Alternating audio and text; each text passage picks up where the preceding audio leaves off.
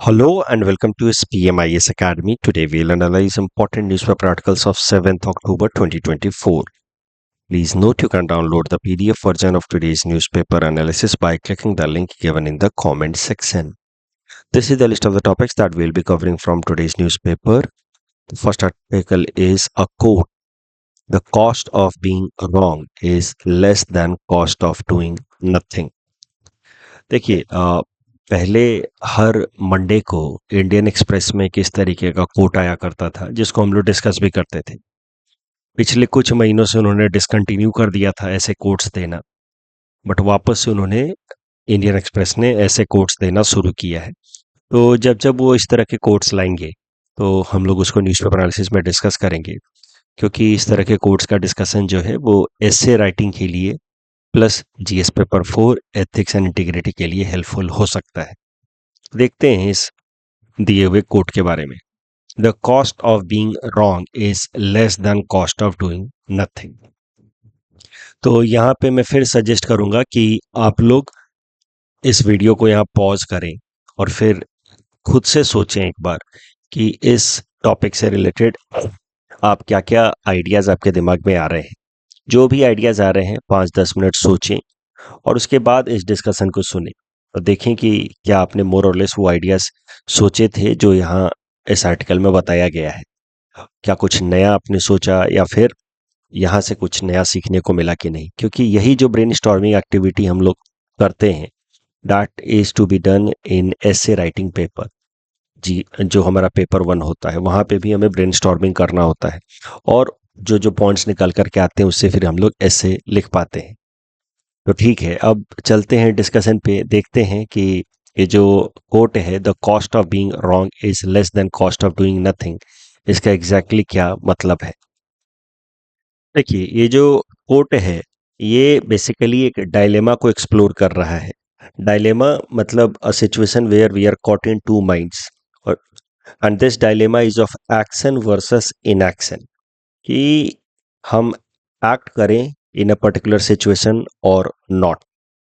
कुछ भी ऐसी चीज हो रही है, जैसे मान लीजिए आपको एक नया बिजनेस स्टार्ट करना है स्टूडेंट्स के लिए कि आने वाले साल में एग्जाम देना है कि नहीं देना है, या इस पर्टिकुलर एग्जाम की तैयारी करनी है कि नहीं करनी है। ये डायलेमा एसेंशियली डायलेमा है एक्शन वर्सेस इनएक्शन का, जहाँ पे we often struggle to decide कि हमें एक्ट करना चाहिए या पेशेंस दिखाना चाहिए।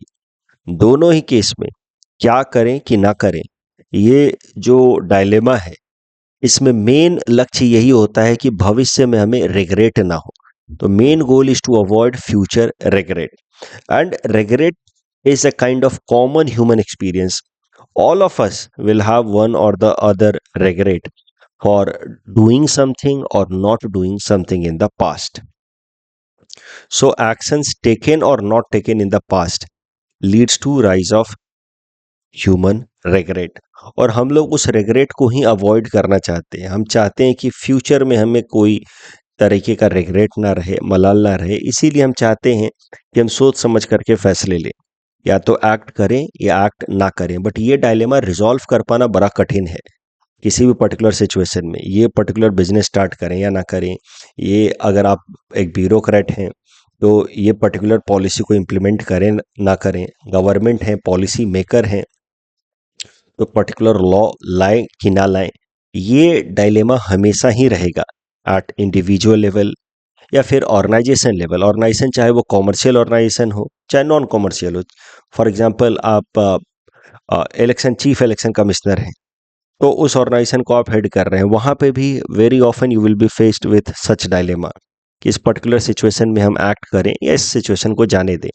गवर्नमेंट लेवल पे there are such dilemmas very often seen. The cost of being wrong is less than cost of doing nothing. ये जो कोट है इसको अगर आप ध्यान से सोचें तो ये बेसिकली हमें यही सोचने पे मजबूर कर रहा है कि एक्ट करें कि ना करें इन अ पर्टिकुलर सिचुएशन। और इस डायलेमा को रिजॉल्व करने के लिए कोई सिंपल थंब रूल हो नहीं सकता। इसी डायलेमा को एक्शन वर्सेस इनएक्शन डायलेमा को एक्शन वर्सेस पेशेंट्स डायलेमा भी कहा जा सकता है। अब ये जो कोट आप देख रहे हैं, ये सीधा सीधा इस बार के 2024 का जो यूपीएससी मेंस हुआ था उसके एसए पेपर में आया था, सेक्शन बी में। The cost of being wrong is less than cost of doing nothing.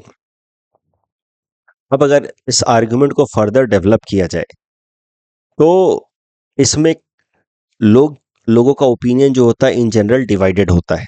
There are people who would often support the idea of action over inaction, the idea of action over so called patience.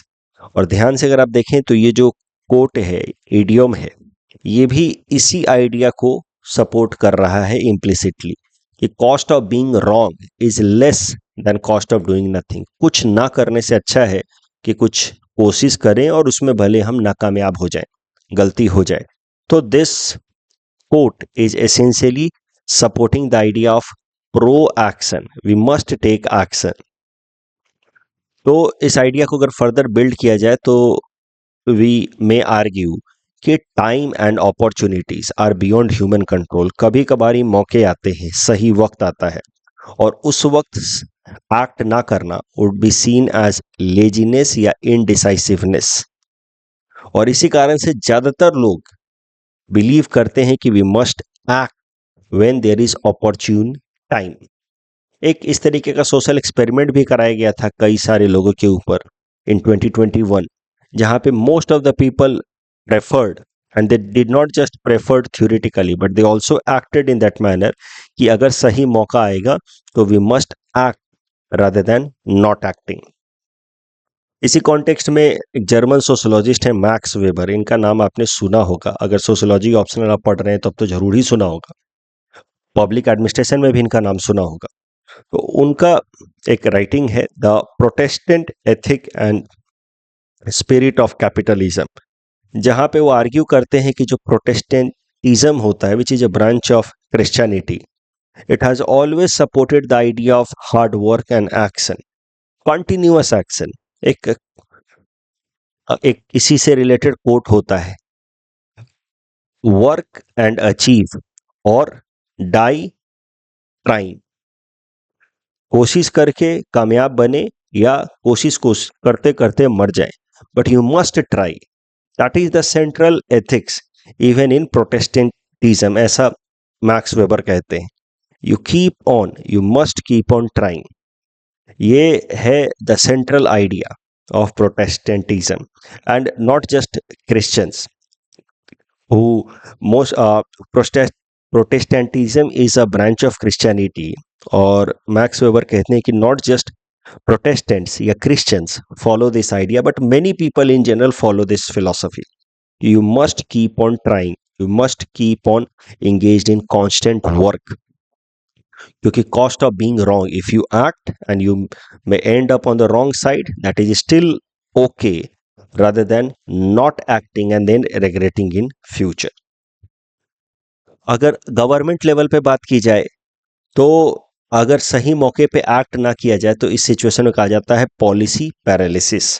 Businesses हो, even in military battlefield, those who act first very often have an advantage which is known as first movers advantage. तो ऐसे writing में क्या किया जाता है कि जो आइडियाज या जो कोट दिया गया है उसको पहले हम लोग जस्टिफाई करते हैं अलग अलग आर्ग्यूमेंट से। तो यहाँ पे हमने जस्टिफाई किया बिकॉज ये कोट हमसे एक्सपेक्ट कर रहा है कि हम एक्शन के फेवर में आर्ग्यूमेंट दें कि we must act in the opportune moment in order to avoid regret in future. But हमें थोड़ा सा उस आइडिया को काउंटर भी करना होता है। तो let us explore now risk of action. कभी कभार होता क्या है कि इंसान in the name of hard work, constant work, end up making hasty decision, जल्दीबाजी में लिए हुए फैसले, and that sometimes leads to escalation of conflict.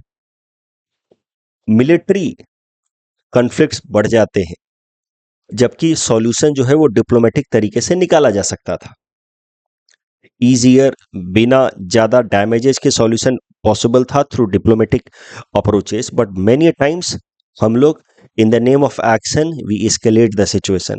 इसी आर्टिकल में आप लिख सकते हैं, इसी कॉन्टेक्स्ट में आप लिख सकते हैं कि फॉर एग्जांपल मान लीजिए कि दो देशों के बीच में थोड़ा सा बॉर्डर पे स्मॉल स्केल बॉर्डर कन्फ्लिक्ट हो गया एक साइड ने दूसरे साइड में थोड़ा इनकर्सन दिखा दिया। अब अगर जिस कंट्री के अगेंस्ट इनकर्सन हुआ है वहां के लीडर इम्पेशेंट हैं और अपने लैक ऑफ पेशेंस के कारण, बट उसको लग रहा है कि वो एक्शन ओरिएंटेड लीडर है, बट रियलिटी में लैक ऑफ पेशेंस के कारण हो सकता है कि थोड़े से बॉर्डर इन ब्रीच के केस में आप स्ट्रॉन्ग मिलिट्री रिस्पॉन्स दिखा बैठे, little bit of border breaches, and if you are an impatient leader, then in the name of action oriented leader, you may retaliate with massive military response.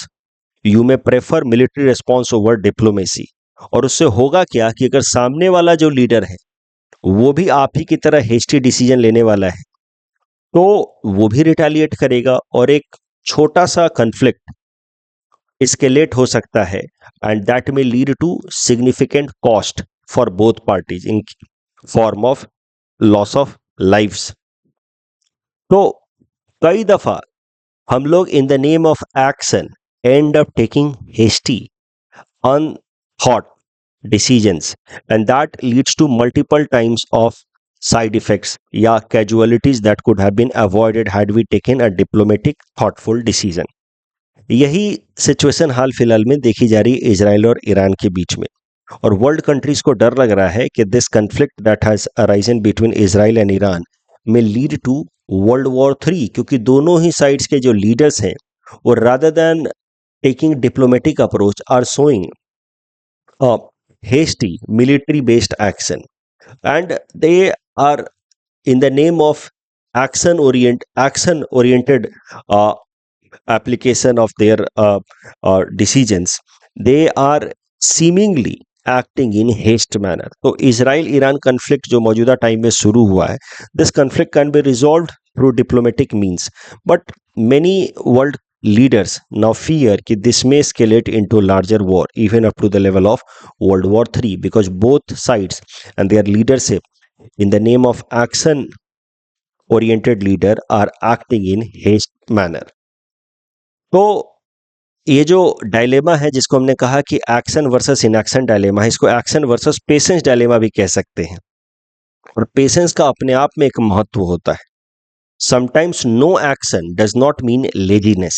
It means manifestation of patience, and that could be best action in a given situation.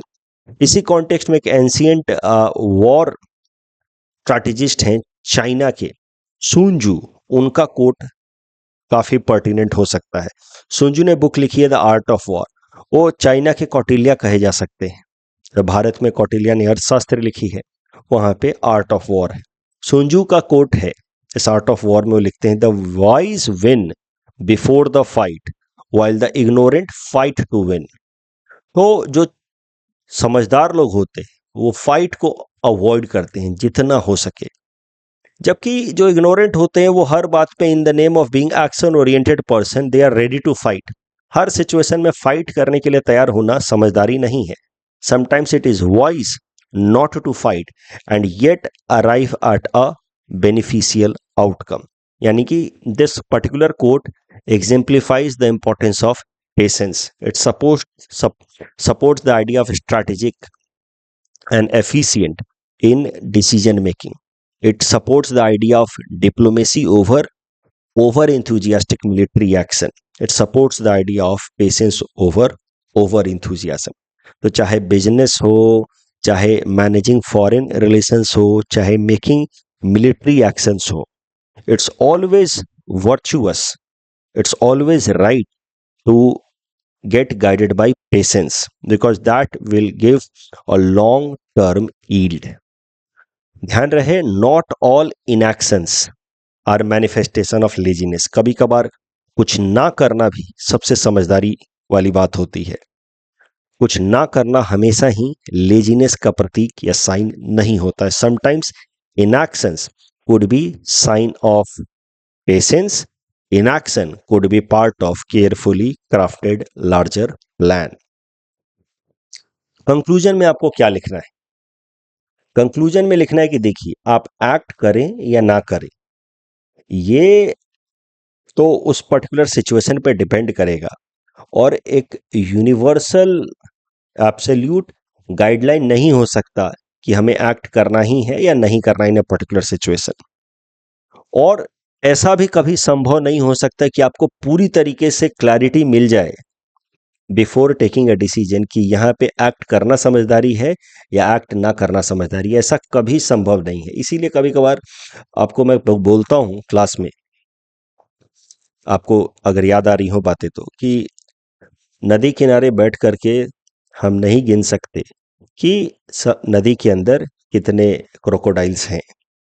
तो अब पानी में उतरना है कि नहीं उतरना है, वो हमें सोचना होगा, लॉजिक के बेसिस पे फैसला करना होगा, थोड़े बहुत फैक्ट्स इंस्टेंसेस के बेसिस पे फैसला करना होगा। लेकिन पूरी तरीके से हमें पता नहीं चल सकता कि आने वाले टाइम में क्या होगा and what would be the right decision to act और not to act. There can not be any basic scale to give a universal idea. किसी भी सिचुएशन में एक परफेक्ट फैसला ले पाना संभव नहीं है, बट हमें क्या करना चाहिए, कंक्लूजन में क्या लिखना है और रियल लाइफ में भी हमें क्या करना चाहिए, किस तरीके से सोचना चाहिए, तो एक्ट करें या ना करें, ये हमारा एक डायलेमा है। और मेन गोल इसमें यह है कि फ्यूचर में हम रिग्रेट ना करें। तो इसके लिए जरूरी है कि हम ध्यान से सोचें, 2 दिन 3 दिन 4 दिन का वक्त ले लें। जैसे आप स्टूडेंट्स हैं, आपको एग्जाम देना है कि नहीं देना है, एक पर्टिकुलर एग्जाम की तैयारी करनी है कि नहीं करनी है, 3 दिन 4 दिन 5 दिन सोच लें इस पे ध्यान से। किसी एक साल अनफॉर्चुनेटली आपका सिलेक्शन नहीं हुआ तो अगले साल दोबारा से एग्जाम देना है कि नहीं देना है, 2 3 दिन 4 दिन टाइम ले लें।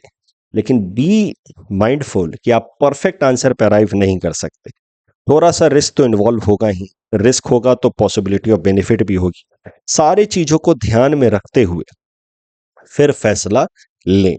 तो सजेशन इज कि respond, do not react in A situation. Reaction और रेस्पॉन्स में क्या अंतर होता है, यहाँ पे इमोशनल इंटेलिजेंस का भी गेम आता है। तो इमोशनल इंटेलिजेंस जो चैप्टर 4 है एथिक्स एंड इंटीग्रिटी में, वहां पे भी आप इसका इस्तेमाल कर सकते हैं। रिएक्शन होता है इमोशन ड्रिवन एग्रेसिव एक्शन। आपका मान लीजिए कि अनफॉर्चुनेटली एग्जाम में सिलेक्शन नहीं हुआ, आप कहेंगे अगले साल मैं टॉप करके दिखाऊंगा और मैं अब बिना सोचे समझे कि मुझे अगले साल भी तैयारी करनी है, एग्जाम देना है। That is emotion driven aggressive action, जिसको कहा जाएगा रिएक्शन। रिएक्ट नहीं करना है, हमें रिस्पॉन्ड करना है। वेल थॉट आउट स्ट्रैटेजी, काम तरीके से सोचना है और फिर फैसला करना है कि हमें क्या अगला एक्शन लेना है, नेक्स्ट मूव क्या होना है। और चाहे आप कुछ भी करें, आप चाहे कितना भी सोच लें, you can not have a perfect answer. लेकिन चाहे जो भी हो जाए, you must take a thoughtful decision, thoughtful action, यानी कि you must respond not react. That should be the conclusion part. The highest cost comes from making decisions without proper thought. बिना सोचे अगर काम करेंगे तो गलत ही होगा। सोच समझ करके काम करें, चाहे अब आउटकम जो भी हो। तो अगर आप गलत भी हो गया आप आउटकम, तो भी यू वॉन्ट रिग्रेट, क्योंकि मैंने सोच समझ के किया था। और अगर पॉजिटिव हो गया तो अच्छी बात है।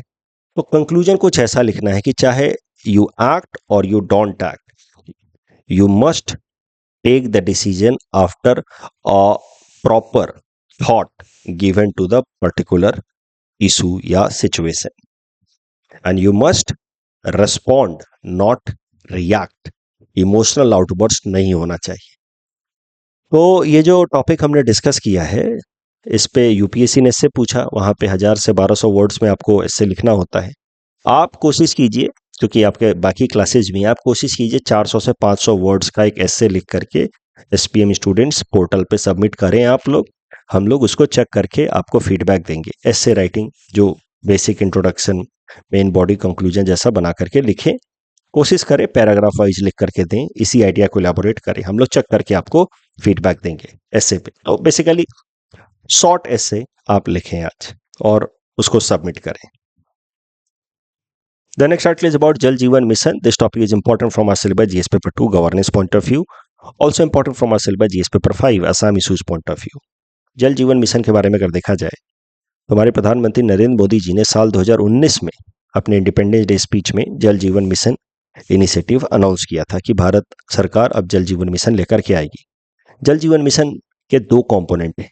जल जीवन मिशन रूरल, इसका मेन लक्ष्य है कि सारे रूरल हाउसहोल्ड्स में tap based drinkable water supply पहुंचाया जाए बाय 2024।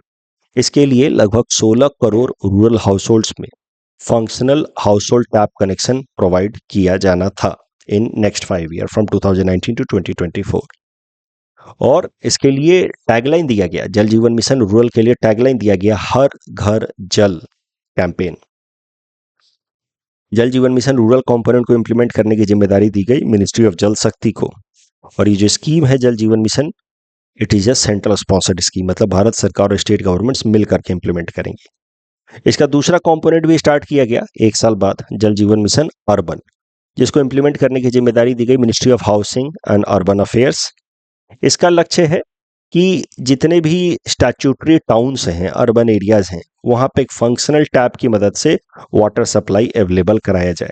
जल जीवन मिशन रूरल या अर्बन, दोनों ही जो कंपोनेंट्स हैं जल जीवन मिशन स्कीम के, they aim to achieve the goal of SDG 6। SDG 6 कहता है क्लीन वाटर एंड सैनिटेशन। तो एसडीजी 6 को अटेन करने के डायरेक्शन में काम कर रहा है जल जीवन मिशन। जल जीवन मिशन से सबसे बड़ा फायदा क्या उम्मीद की जा सकती है कि रूरल एरियाज में जो चाइल्ड मोर्टेलिटी के पीछे सबसे बड़ा कारण होता है diarrhoea. Diarrhoea happens mainly because of water based indigestion, क्योंकि इंटेस्टाइनल वर्म्स डेवलप हो जाते हैं और फिर वो बच्चों के न्यूट्रिशन को इम्पैक्ट करते हैं निगेटिवली, उनके डाइजेशन कैपेसिटी को इम्पैक्ट करते हैं निगेटिवली, और इस कारण से चाइल्ड मोर्टेलिटी काफ़ी हाई होती है। तो अगर क्लीन वाटर अवेलेबल कराया जाए तो डायरिया के और इंटेस्टाइनल वर्म के प्रॉब्लम्स को काउंटर किया जा सकता है। उसके अलावा वीमेन के अंदर जो अनीमिया या न्यूट्रिशनल इनसिक्योरिटी, लो न्यूट्रिशन की प्रॉब्लम रहती है, उसके पीछे भी कहीं ना कहीं डाइजेस्टिव इशूज जिम्मेदार हैं। और डाइजेस्टिव इशूज इसलिए अराइज होते हैं क्योंकि वाटर जो है वो इम्प्योर फॉर्म में अवेलेबल होता है, causing a lot of gut based infection. जो इंटेस्टाइन में इन्फेक्शन होते हैं उसके कारण ही वीमेन के अंदर अनीमिया और न्यूट्रिशनल इनसिक्योरिटी होती है, क्योंकि बॉडी जो है वो न्यूट्रिशन खाने से डिराइव नहीं कर पाती। तो अगर क्लीन वाटर अवेलेबल कराया जाए तो चाइल्ड एंड मैटरनल मोर्टेलिटी को काफ़ी हद तक रिड्यूस किया जा सकता है, which is a big problem. तो ये मेन लक्ष्य है जल जीवन मिशन का, उसमें भी रूरल कंपोनेंट का। इम्प्लीमेंटेशन को ज़्यादा इंक्लूसिव बनाया गया है, बॉटम अप अप्रोच रखा गया है इम्प्लीमेंटेशन में। इम्प्लीमेंटेशन की जिम्मेदारी जो है वो ग्राम पंचायत को दी गई है। तो जैसे अब तो पंचायत सीरीज आप देख ही चुके हैं, पंचायत मतलब गांव लेवल पे 4-5 लोग होते हैं, सरपंच और फिर उप सरपंच एंड ऑल। तो इस तरीके से ग्राम पंचायत लेवल पे हर एक गांव में या 2-3 गांव के ऊपर जो एक ग्राम पंचायत होता है उसको जिम्मेदारी दी गई है जल जीवन मिशन को इम्प्लीमेंट करने की।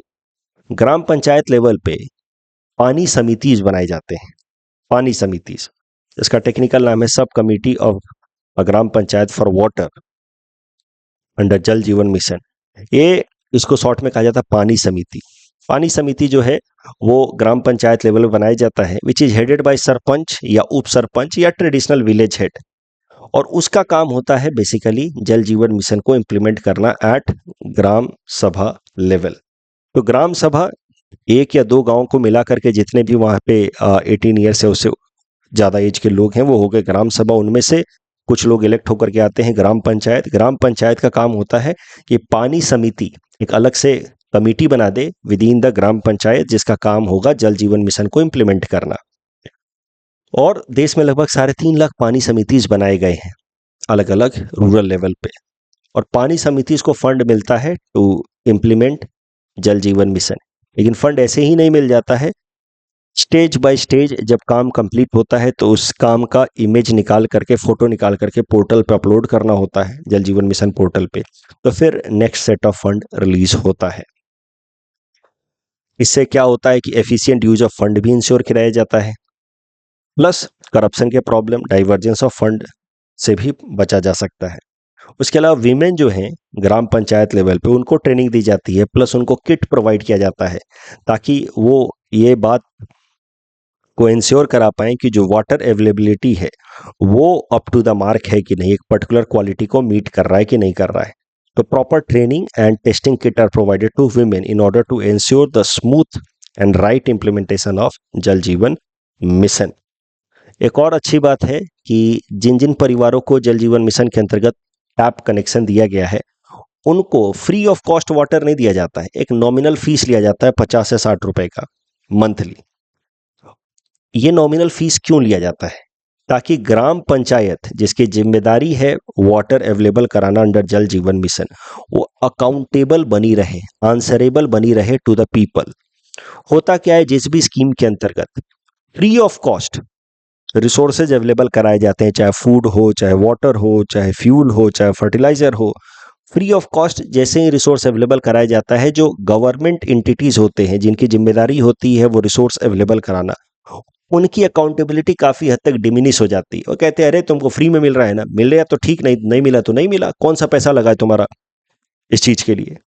लेकिन जब आप पैसा देते हैं as a citizen, then you are in your rightful position. वो इनर कॉन्फिडेंस आता है आपको कि आप डिमांड कर पाए कि मैंने पैसा दिया है तो मुझे ये बेनिफिट क्यों नहीं मिल रहा। तो एक नॉमिनल अमाउंट, आजकल आप सारे गवर्नमेंट स्कीम्स में देखेंगे कि थोड़ा सा एक नॉमिनल अमाउंट ऐड कर दिया जाता है for making a resource available under that particular scheme, ताकि जो गवर्नमेंट एंटिटीज एजेंसीज हैं उस स्कीम को इम्प्लीमेंट करने के लिए वो आंसरेबल और अकाउंटेबल बनी रहे। तो एथिक्स पेपर में आप इसका इस्तेमाल कर सकते हैं कि एक बेसिक मिनिमम अमाउंट क्यों रखा जाना चाहिए for making any particular benefit under any particular scheme of government available to common citizens, क्योंकि उससे अकाउंटेबिलिटी इंश्योर कराने में मदद मिलती है। तो अकाउंटेबिलिटी एक अलग से टॉपिक है चैप्टर 6 में, एथिक्स में, वहां पे आप ये आइडिया का इस्तेमाल कर सकते हैं। अब जल जीवन मिशन में इंप्लीमेंटेशन कितना हुआ है, कितना टारगेट अचीव हुआ है, उसके लिए एक बोर्ड बनाया गया है, डैशबोर्ड, जल जीवन मिशन डैशबोर्ड, जहां पे डेली अपडेट होता रहता है। ऐसा डिजिटल डैशबोर्ड है, आप खुद भी लॉगिन करके देख सकते हैं। अब देखिए 7 अक्टूबर 2024 तक ये डैशबोर्ड में कहां कहां पे कितना टारगेट अचीव हो चुका है वो आपको रियल टाइम मैनर में दिखता रहता है। अलग अलग कलर से अलग अलग लेवल ऑफ इंप्लीमेंटेशन दिखाने की कोशिश की जाती है। तो ये सारे स्टेट्स या यूनियन टेरिटरीज हैं जिन्होंने हर घर जल गोल को अटेन कर लिया है, मतलब 100% water through functional tap available करा दिया उन्होंने अपने रूरल हाउस होल्ड को। तो ये वाला लक्ष्य, हर घर जल लक्ष्य, उन्होंने पूरा कर लिया है। गोवा और अंडमान निकोबार, दादरा नगर हवेली, हरियाणा से लेकर के तमाम मिजोरम, अरुणाचल प्रदेश, ये नॉर्थ ईस्टर्न स्टेट्स हैं जिन्होंने हर घर जल गोल को अटेन कर लिया है। वहीं अगर असम की बात की जाए तो 81% अभी तक हमारा टारगेट पूरा हुआ है। ये जो आर्टिकल हम कवर कर रहे हैं वहाँ 65% लिखा है, बट ये मुझे लगता है थोड़ा आउटडेटेड डाटा है, क्योंकि जो जल जीवन मिशन डैशबोर्ड है वो तो दिखा रहा है कि असम ने 82% टारगेट अभी तक अचीव कर लिया है। लेकिन फिर भी इस आर्टिकल में ये बात कही गई है, जो काफ़ी हद तक सही भी है, कि जो जल जीवन मिशन कैंपेन है असम के अंदर स्लो इम्प्लीमेंट हो रहा है। There are issues with respect to delays as well as quality. जो क्वालिटी ऑफ वाटर है, चाहे वो वाटर की इटसेल्फ क्वालिटी हो या वाटर सप्लाई की रिलायबिलिटी हो, दोनों एक मैटर ऑफ कंसर्न है और डिले तो हो ही रहा है इम्प्लीमेंटेशन में। इसी कारण से स्टेट गवर्नमेंट ने तमाम कॉन्ट्रैक्टर्स जिनको काम दिया है अंडर जल जीवन मिशन, उनके कॉन्ट्रैक्ट को दोबारा से रिव्यू कर रही है, और जो स्लो परफॉर्मर होंगे उनके कॉन्ट्रैक्ट को कैंसिल भी किया जा सकता है, क्योंकि there have been the issues of repeated missed deadlines and quality issues. इस डिस्कशन के बेसिस पे प्रीलिम्स प्रैक्टिस क्वेश्चन हमने आपको दे रखा है। Please attempt this question and submit the answer in the comment section. The next article is about small modular nuclear reactors. This topic is important from our syllabus GS paper 3 science and technology point of view. देखिए, small modular nuclear reactors क्या होते हैं? वो nuclear reactors जिनकी power capacity maximum 300 megawatt per unit हो, उनको कहा जाता है small modular nuclear reactors. Normally जो लार्ज कन्वेंशनल रिएक्टर्स होते हैं कि मिनिमम कैपेसिटी 700 या उससे ज़्यादा होती है megawatt per unit. Small modular nuclear reactors, उनकी कैपेसिटी जो होगी पर यूनिट 300 मेगावाट। एक और थ्योरेटिकली हो सकता है माइक्रो रिएक्टर्स, जिनकी साइज और भी कम होगी, up to 10 megawatt.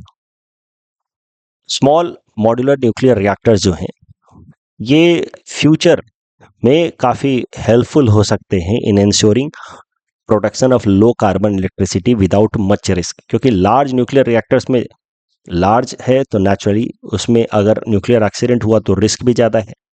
Small nuclear reactors are the future because यहाँ पे रिस्क भी कम है, at the same time they are helpful in producing renewable energy resources, renewable energy in terms of power. So that is why small modular reactors इनको develop करना would be a futuristic idea. They are simpler and safer as compared to large nuclear plants. उनके design भी काफ़ी flexible हैं, इसीलिए इनको शहरों के आसपास में इस्टेब्लिश किया जा सकता है, जिससे ट्रांजिशन या ट्रांसमिशन कॉस्ट, क्योंकि पावर जनरेट होने के बाद उसको ट्रांसमिट भी तो करना पड़ता है थ्रू वायर्स। अब लार्ज न्यूक्लियर रिएक्टर शहरों से काफ़ी दूर बनाए जाते हैं, क्योंकि अगर कुछ एक्सीडेंट भी हो गया तो उसका शहरों पे ज़्यादा असर ना पड़े, ह्यूमन सेटलमेंट पे ज़्यादा असर ना पड़े। बट शहरों से जब काफ़ी दूर, ह्यूमन सेटलमेंट से काफ़ी दूर जब आप लार्ज न्यूक्लियर रिएक्टर लगाओगे तो नुकसान क्या होगा, ट्रांसमिशन करना होगा, और ट्रांसमिशन थ्रू वायर्स जब करेंगे तो ट्रांसमिशन लॉसेस होते हैं पावर के। वो सब प्रॉब्लम्स काफ़ी हद तक स्मॉल मॉड्यूलर रिएक्टर में बचा जा सकता है, क्योंकि small modular reactors could be established relatively in proximity of human settlement. Initial capital investment भी कम है as compared to large conventional reactors, and that is how small modular reactors could be very helpful in clean energy transition, जो भारत का लक्ष्य है। तो सीधा सीधा भले स्मॉल मॉड्यूलर रिएक्टर पर प्रश्न ना पूछे, बट फिर भी आपको तो पता है कि इंडिया ने अपने लिए लक्ष्य रखा है टुवर्ड्स क्लीन एनर्जी। तो 500 मेगावाट ऑफ हम लोग क्लीन एनर्जी ओवरऑल हमारा जो 50% है प्रोडक्शन ऑफ पावर वो होगा फ्रॉम रिन्यूएबल सोर्सेस बाय 2030। ये हमारी पंचामृत स्ट्रैटेजी है। 5 Panchamrit strategy I just hope you are able to recall. Conference of party number 26 2022 में भारत सरकार ने अपने लिए टारगेट्स रखे हैं with respect to power production which would be India's INDC under Paris climate deal. INDC intended nationally determined contribution, जो हर एक देश को अपने अपने लिए लक्ष्य रखना होता है as far as energy production is concern. तो उसमें भारत ने लक्ष्य रखा है कि साल 2070 तक हम लोग नेट जीरो हो जाएंगे। उसी में एक टारगेट है कि हमारा 50% तक जो पावर प्रोडक्शन होगा that would be from clean energy sources by 2030। तो पंचामृत स्ट्रैटेजी में को अटेन करने में, पंचामृत स्ट्रैटेजी के लक्ष्य को अटेन करने में कहीं ना कहीं small modular reactors could be helpful. अब न्यूज़ क्या है, तो अमेरिका की कंपनी है हॉल्टेक, उसने प्रपोज किया है कि वो भारत में स्मॉल मॉड्यूलर रिएक्टर्स डेवलप करना चाहती है। अभी कुछ दिनों पहले प्रधानमंत्री नरेंद्र मोदी जी अमेरिका विजिट कर रहे थे, वहाँ पे हॉल्टेक के CEO ने भारत प्रधानमंत्री जी से मुलाकात की। उन्होंने सजेस्ट किया आइडिया कि वो भारत के अंदर स्मॉल मॉड्यूलर रिएक्टर्स डेवलप करना चाहते हैं, क्योंकि हॉल्टेक कंपनी ने स्मॉल मॉड्यूलर रिएक्टर्स की टेक्नोलॉजी को काफ़ी हद तक डेवलप कर ली है और अब उसका कॉमर्शियल एप्लीकेशन वो कर रहे हैं दुनिया भर के अलग अलग देशों में, इवन UK में भी कर रहे हैं वो, अब भारत में भी वो स्मॉल मॉड्यूलर रिएक्टर्स डेवलप करना चाहते हैं। द आइडिया इज़ कि ये स्मॉल मॉड्यूलर रिएक्टर्स का जो डेवलपमेंट हो वो पब्लिक प्राइवेट पार्टनरशिप के फॉर्म में हो, यानी कि भारत सरकार स्टार्टिंग में उनको मदद करे कोल बेस्ड प्लांट साइट्स के ऊपर, जहाँ पे भी कोल बेस्ड प्लांट्स हैं वहाँ पे इनको होल्टेक कंपनी को धीरे धीरे वो स्मॉल मॉड्यूलर रिएक्टर्स डेवलप करने में मदद करें। तो कोल बेस्ड प्लांट साइट्स से क्या होगा कि पावर जनरेशन होगा स्टार्टिंग में, तो पावर का इस्तेमाल किया जाएगा small modular nuclear reactors establish करने में। तो जहाँ जहाँ पे भारत सरकार की कोल बेस्ड प्लांट साइट्स हैं वहाँ पे धीरे धीरे स्मॉल मॉड्यूलर रिएक्टर्स अगर डेवलप किए जाए in form of public private partnership, तो फ्यूचर में इंडिया का जो लक्ष्य है of transition towards clean energy under Panchamrit strategy वो फुलफिल हो पाएगा। तो सीधा सीधा भले ना पूछा जाए, बट आप कहीं ना कहीं होल्टेक कंपनी का ये रिसेंट प्रपोजल भारत सरकार को, जिसको भारत सरकार अभी कंसिडर कर रही है, उसको मेंशन कर सकते हैं आज India's step in the direction of clean energy transition. This discussion के बेसिस पे you can attempt this particular question and you can submit the answer in the comment section. The next article is about eco-sensitive zone around Gir forest. This topic is important from our syllabus GS paper 3 environment point of view. Eco-sensitive zone होता क्या है? देखिए, कोई भी protected area है जैसे national park, wild life sanctuary या tiger reserve, तो जो उसकी बॉर्डर है, मार्जिन है, बिल्कुल उसके एडजेसेंट में तो कॉमर्शियल एक्टिविटीज जैसे कि माइनिंग, क्वायरिंग या बड़े बड़े इंडस्ट्रियल हब्स तो नहीं बनाए जा सकते, क्योंकि that will have direct damaging impact on the protected area. तो इसी कारण से जो प्रोटेक्टेड एरिया है उसकी पेरीफेरी या मार्जिन है वो तो ठीक है, बट उसके अराउंड एक अच्छा खासा एरिया छोड़ना चाहिए जहां पे ह्यूमन एक्टिविटीज को लिमिट किया जाना चाहिए। That area should act as shock absorber for this particular protected area, चाहे वो नेशनल पार्क हो, वाइल्ड लाइफ सेंचुरी हो या टाइगर रिजर्व हो। ये आइडिया से गाइडेड होकर के कॉन्सेप्ट लाया गया इको सेंसिटिव जोन का, कि ये तो हो गया protected area, national park, wild life sanctuary या टाइगर रिजर्व, लेकिन उसके अराउंड एक अच्छा खासा एरिया हमें छोड़ देना चाहिए। That should be known as eco sensitive zone which will act as an shock absorber and protect this core protected area.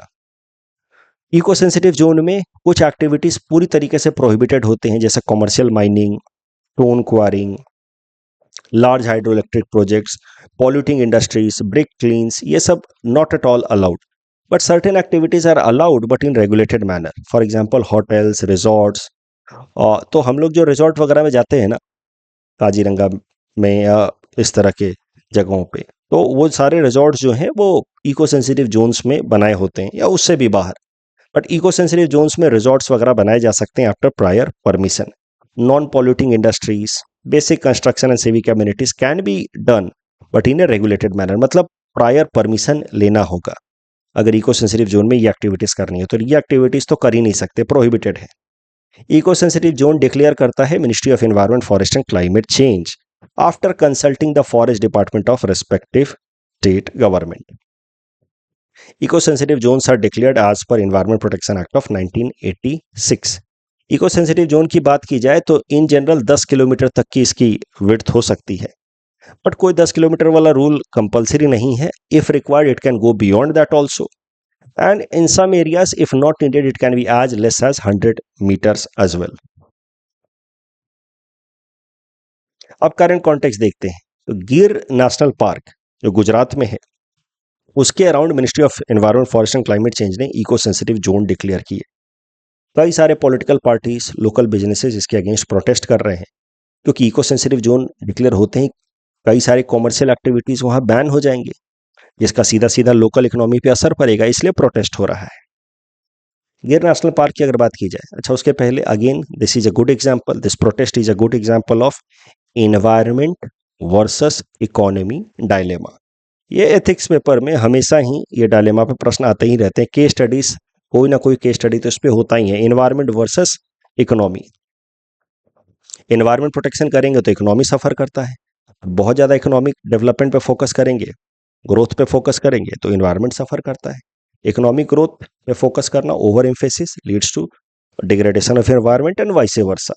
Come back to the discussion. ये गिर नेशनल पार्क के around eco sensitive zone declare करने पे हाल फिलहाल में protest शुरू हुआ है। गिर नेशनल पार्क जो है it is home to Asiatic Lions.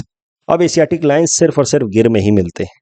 पहले ये थोड़े बहुत और पर्शियन देशों में मिलते थे, जैसे ईरान या सऊदी अरेबिया में मिलते थे, लेकिन अब वहां पे एक्सटिंक्ट हो गए। Now they are found only in India and that too in Gir national park of state of Gujarat. Asiatic lions की अगर बात की जाए तो IUCN में they are categorized as endangered. And ये जो गिर नेशनल पार्क है it is located in Junagadh district of Gujarat. वहां पे एक लोकल ट्राइब है, मलधारी ट्राइब।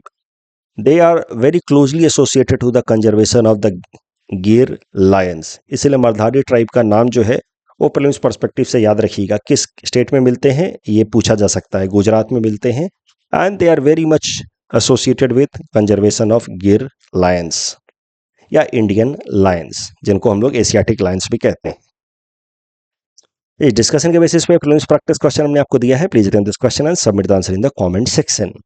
पीएम किसान स्कीम से संबंधित पहला स्टेटमेंट तो सही है, दूसरा भी सही है। So correct answer is both. And Agmark is not given by FAO, so second statement is wrong here. And यहाँ पे spider monkey is not found in India. Other three are found. So the correct answer is 1, 2, 3. That's all from our side for today. Thanks for watching.